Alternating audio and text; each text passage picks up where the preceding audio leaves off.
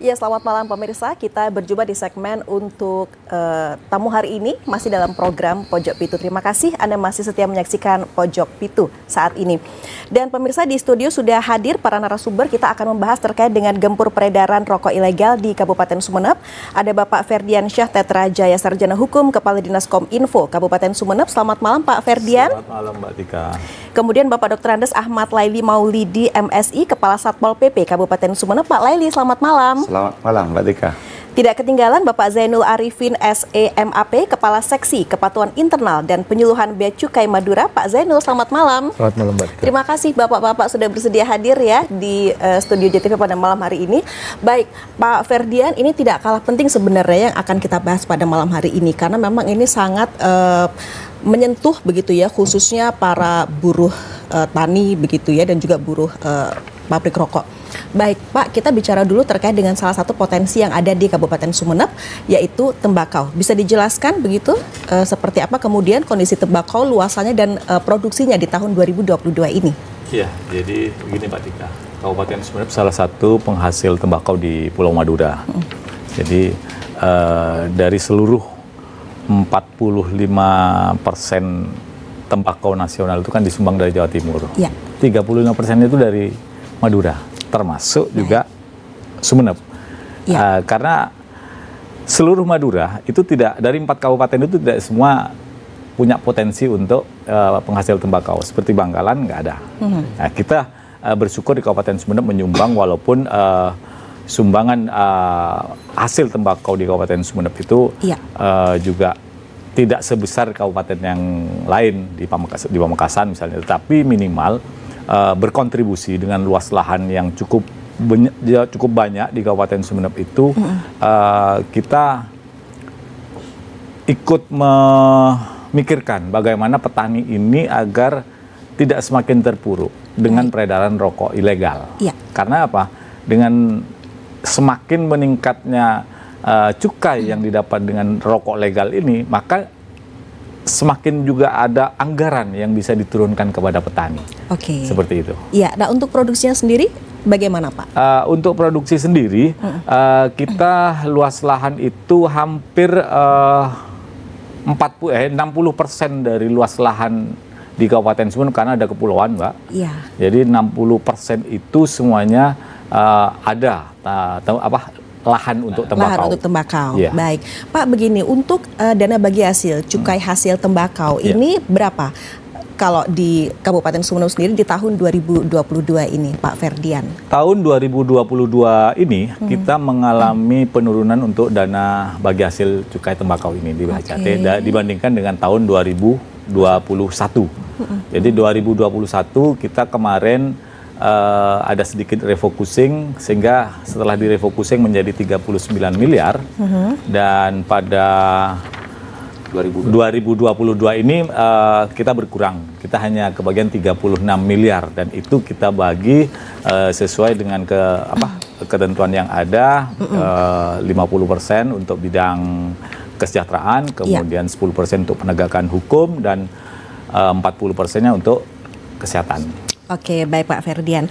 Pak Zainul, terkait dengan ketentuan bagi hasil untuk dana bagi hasil cukai hasil tembakau di 2022 ini, apakah ada perubahan ketentuan Pak? Jadi untuk tahun 2022 ini memang ada beberapa perubahan ya.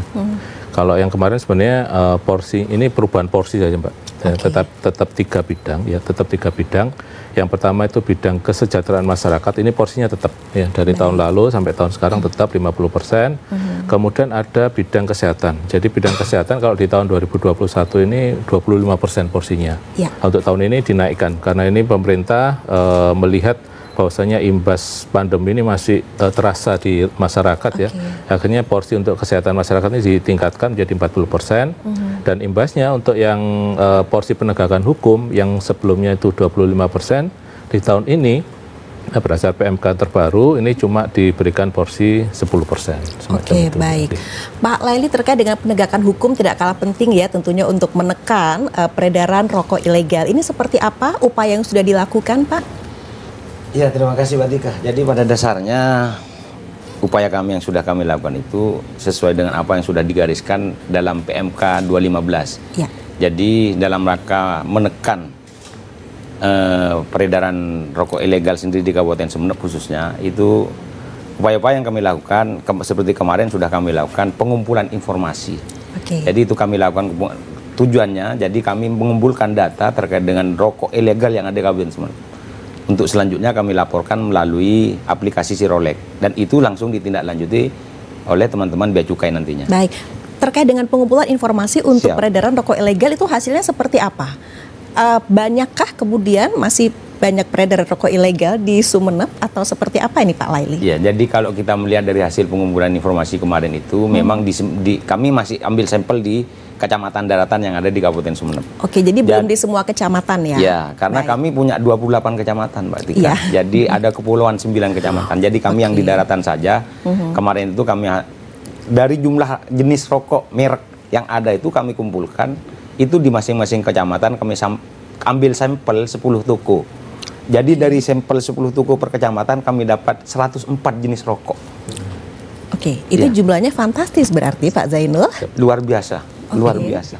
Baik, kemudian setelah itu disampaikan tadi ya melalui jadi dari ada aplikasi tertentu. Siap. Jadi di aplikasi Sirolek itu kami sampaikan mulai dari jenisnya, jumlah bungkus dan slopnya.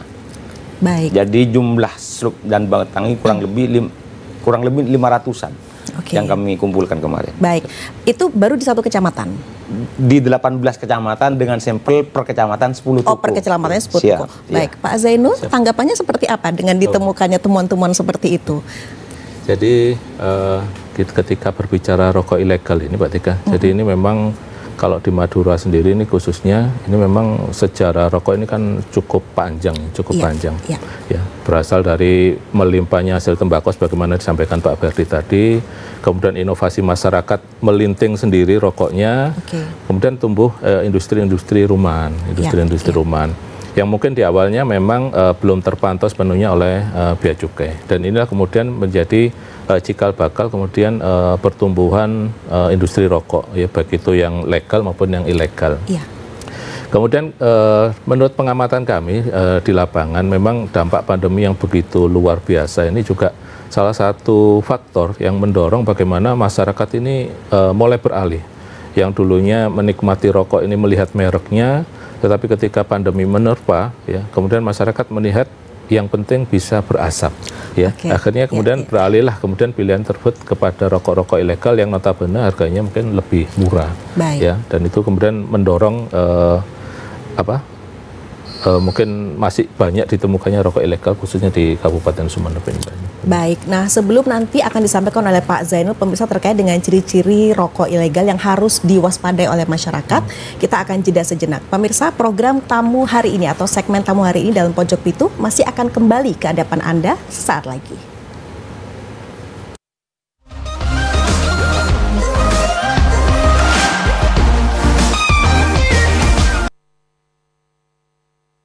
Ya pemirsa, masih di segmen tamu hari ini Pojok Pitu. Pak Zainul, kalau tadi Pak Laili menyatakan sudah disampaikan begitu ya terkait dengan hasil temuan. Langkah apa selanjutnya yang akan dilakukan oleh Bea Cukai khususnya?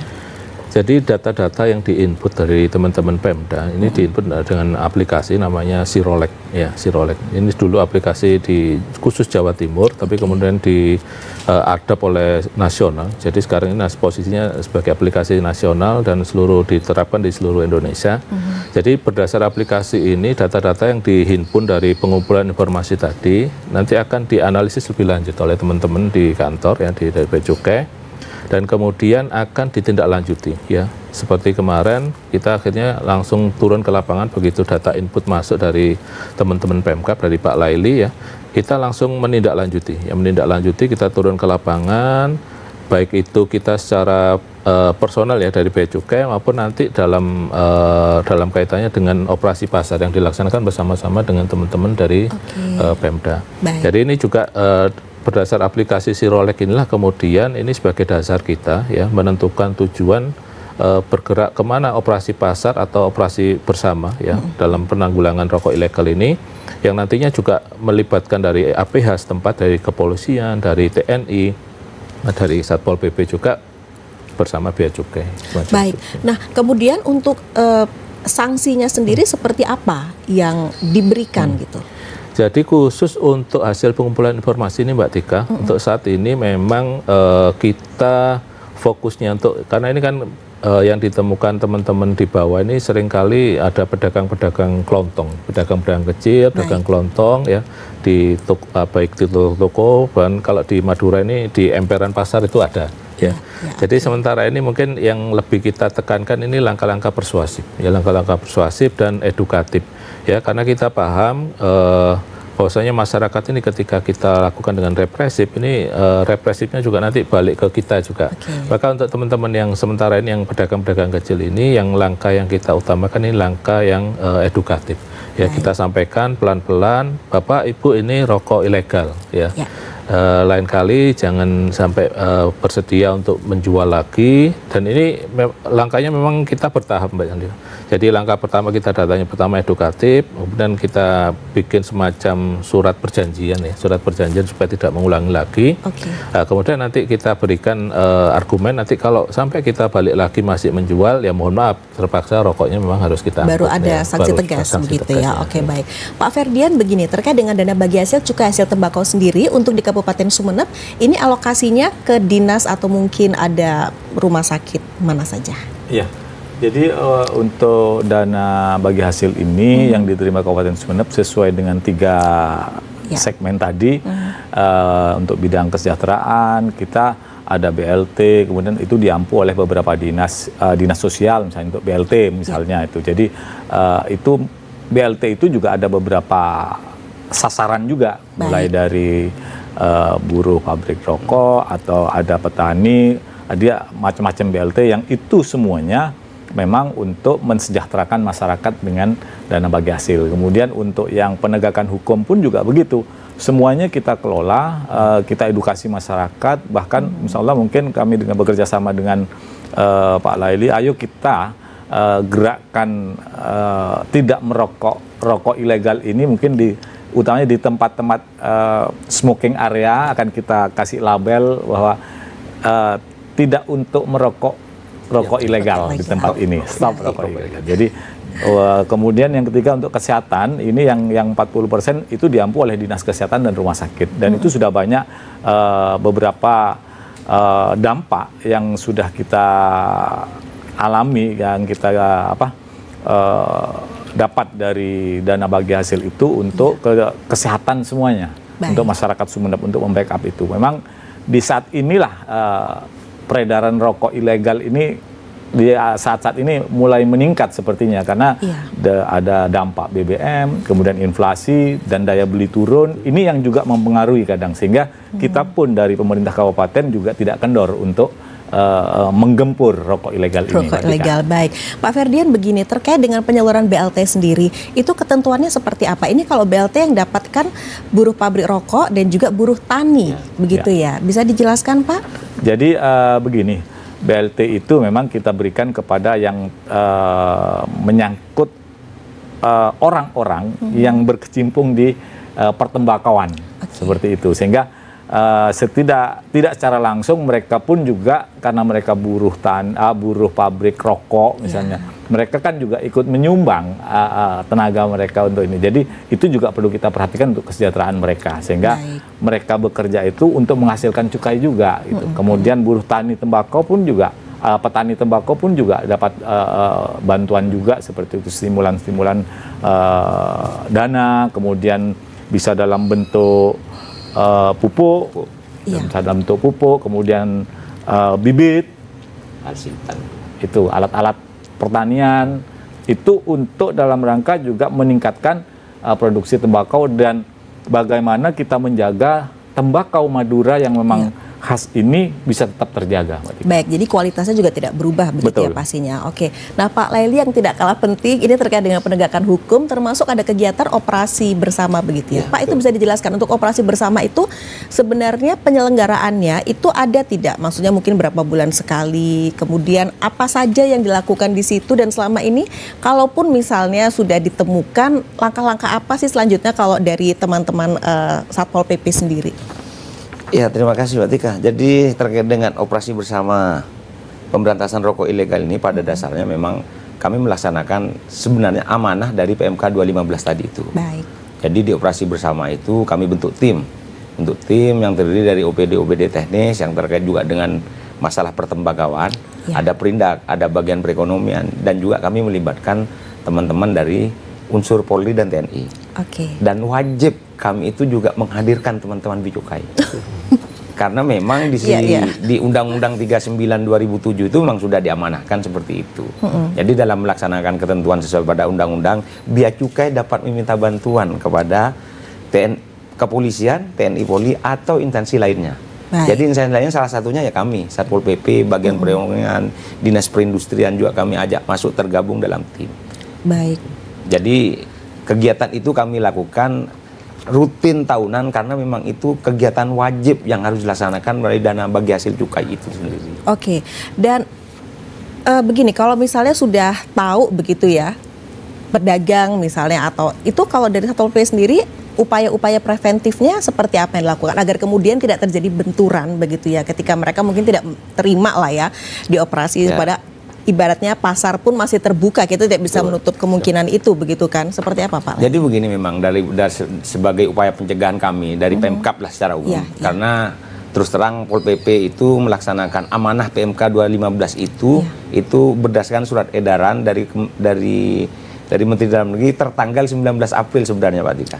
Jadi sebelum-sebelumnya itu diampu oleh OPD lain. Cuma karena kebetulan kami juga pernah terlibat di situ, jadi upaya-upaya pencegahan yang sudah kami lakukan itu sejak tahun-tahun sebelumnya itu sudah kami lakukan sosialisasi. Jadi sosialisasi kami turun ke desa-desa, kami turun juga ke kecamatan-kecamatan, bahkan pernah kami kumpulkan semua itu per ex-kawedanan kami kumpulkan. Dan itu juga bersama teman-teman Bea Cukai melakukan sosialisasi.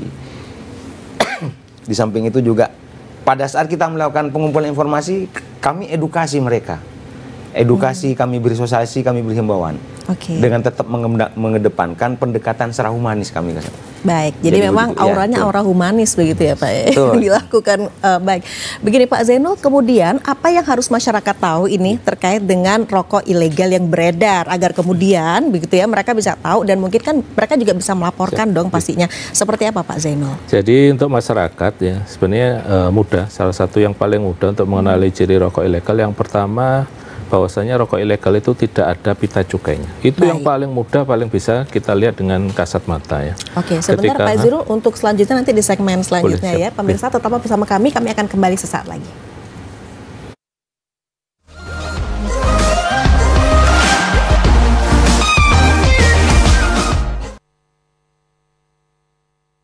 Ya pemirsa, masih membahas terkait dengan gempur peredaran rokok ilegal di Kabupaten Sumeneb. Pak Zainul, silakan untuk melanjutkan ciri-ciri rokok ilegal. Jadi tadi saya ulangi, yang pertama paling bisa dilihat oleh masyarakat ciri rokok ilegal, pertama dia tidak ada pita cukainya. Ini paling mudah kita kenali ya, begitu rokok tidak ada pita cukainya, baik di atas mau di samping nggak ada pita cukainya, itu dipastikan rokok ilegal. Kemudian yang ciri yang kedua adalah rokok memakai pita cukai bekas ya. Kalau dulu kita kenal, ini kalau mengelupas pita cukai ini pelan-pelan, nanti kalau 10 biji bisa ditukarkan. Nah, itu modusnya semacam itu. Jadi nanti ditempelkan lagi, lah ini juga termasuk yang ilegal. Kemudian yang ketiga, pita cukai palsu. Tapi kalau yang ini mungkin masyarakat agak susah ini ya, kalau pita cukai palsu ya, dan juga modusnya juga sangat jarang sekali karena memang ancaman hukumannya paling berat ini, pita cukai palsu. Kemudian yang ketiga, pita cukai yang salah peruntukan. Ya, salah peruntukannya ada dua. Baik itu dia salah secara nama pabrik maupun salah untuk jenis rokoknya. Jadi kalau kita lihat jenis rokok yang umum ini kan ada dibedakan dua ya, ada SKT, ada SKM, sigaret kretek tangan yang manual dan sigaret kretek mesin yang menggunakan mesin. Karena tarifnya berbeda, seringkali jadi modus rokok yang harusnya ditempel dengan pita mesin ditempel dengan pita yang kretek yang tarifnya lebih murah. Itu apa modus-modus pelanggaran yang biasa ditemui pada rokok ilegal. Masyarakat bisa melapor kemana Pak Zainul? Bisa, kita di Bea Cukai ada kontak center ya. Nanti bisa masuk website juga, di website nanti langsung diarahkan ke kontak center kita di www.beacukai.go.id ya, lengkap di sana. Kemudian juga kalau di Madura sendiri kita juga punya kontak center lokal ya, 081234736644. insya Allah teman-teman siap 24 jam untuk menerima aduan dan juga laporan ya. Oke, baik. Pak Ferdian, terkait dengan kawasan industri hasil tembakau, ini seperti apa progresnya di Kabupaten Sumeneb sendiri? Iya. Untuk tahun 2022 ini untuk KIHT di Kabupaten Sumeneb sudah terlaksana, Mbak Tika. Ya. Jadi ada kawasan di Kecamatan Gulu-Gulu itu kita sudah laksanakan, progresnya sudah 80% kan, sudah 80%, dan insya Allah sampai dengan akhir tahun kita sudah bisa menuntaskan KIHT itu. Oke, sebenarnya tujuannya sendiri dari adanya KIHT ini, Pak Ferdian? Iya, jadi untuk KIHT itu memang kita lokalisir, Mbak. Jadi lokalisir di daerah penghasil tembakau terbanyak di sana, di kawasan Gulu-Gulu dan sekitarnya, karena di situ adalah sentra-sentra, dan itu untuk bagaimana juga menekan peredaran rokok-rokok ilegal ini sehingga mudah pemantauannya nanti. Oke, Pak Zainul mungkin singkat saja menambahkan terkait dengan KIHT itu sendiri. Jadi modus teman-teman ini salah satu alasan dia berusaha ilegal. Ya, itu salah satu dia kekurangan lahan. Karena salah satu syarat untuk pendirian pabrik itu minimal dia harus memiliki lahan minimal 200 meter. Ini yang seringkali dikeluhkan, Pak, saya nggak punya lahan 200 meter. Oleh karena itu ini sebagai bentuk turun pemerintah, kepedulian pemerintah untuk turun hal ini, maka dibangunlah KIHT yang nanti tujuannya menampung teman-teman yang sekiranya tadi kekurangan lahan untuk bisa masuk ke KIHT, berusaha secara legal di sana. Sekaligus nanti proses pengawasannya lebih mudah. Baik, Pak Laili, silakan menambahkan singkat saja terkait dengan KIHT ini, Pak Laili. Jadi betul apa yang disampaikan Pak Zainul, Pak Ferdian tadi. Jadi KIHT itu pada dasarnya juga dalam rangka mengurangi peredaran rokok ilegal yang ada, untuk menekan. Karena di KIHT itu sendiri itu mulai dari proses awal bahan mentah sampai jadi bahan baku. Karena di KIHT itu ada beberapa proses, mulai dari pergudangan, termasuk lab laboratoriumnya juga, termasuk kantor bea cukai, ada perwakilan di sana, sehingga untuk memudahkan masyarakat, karena alasan kadang masyarakat kami kesulitan untuk mengurus izin, sehingga datanglah ke sana teman-teman supaya lebih mudah ya, lebih mudah untuk mempermudah. Jadi itu artinya memang harus dibutuhkan kolaborasi dan sinergi lintas pihak, dan itu syukur sudah terjadi di Kabupaten Sumeneb. Baik, Bapak Dr. Andes Ahmad Laili Maulidi MSI, terima kasih. Bapak Ferdian Syah Tetrajaya Sarjana Hukum juga terima kasih. Bapak Zainul Arifin SEMAP terima kasih.